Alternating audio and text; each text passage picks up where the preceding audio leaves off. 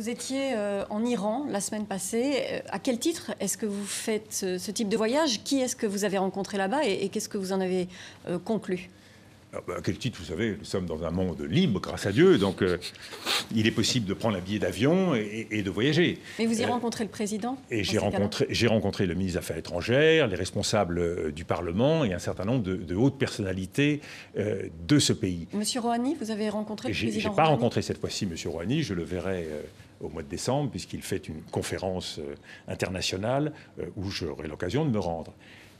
Pourquoi j'ai été là-bas à ce moment-là? D'abord parce que je suis intéressé par l'évolution de cette région et parce que je crois que ce pays est clé dans le devenir de la région, à la faveur de ce qui se passe en Irak et en Syrie, et à la faveur de la négociation qui se noue sur le nucléaire.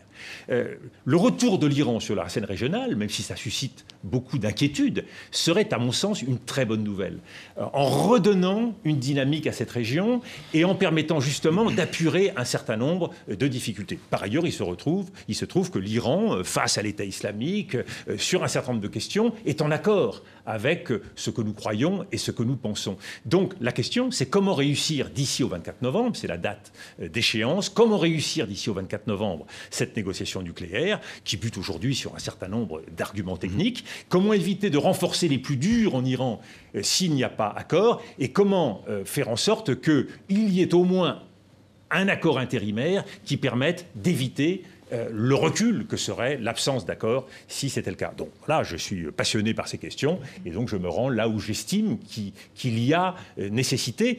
Et je le fais en Iran, comme je le ferai dans quelques jours en Russie, à l'occasion du forum de Waldheim, parce que ma conviction en matière diplomatique, c'est qu'il faut parler avec tout le monde. Oui. Et nous sommes dans un monde où l'on ne parle pas.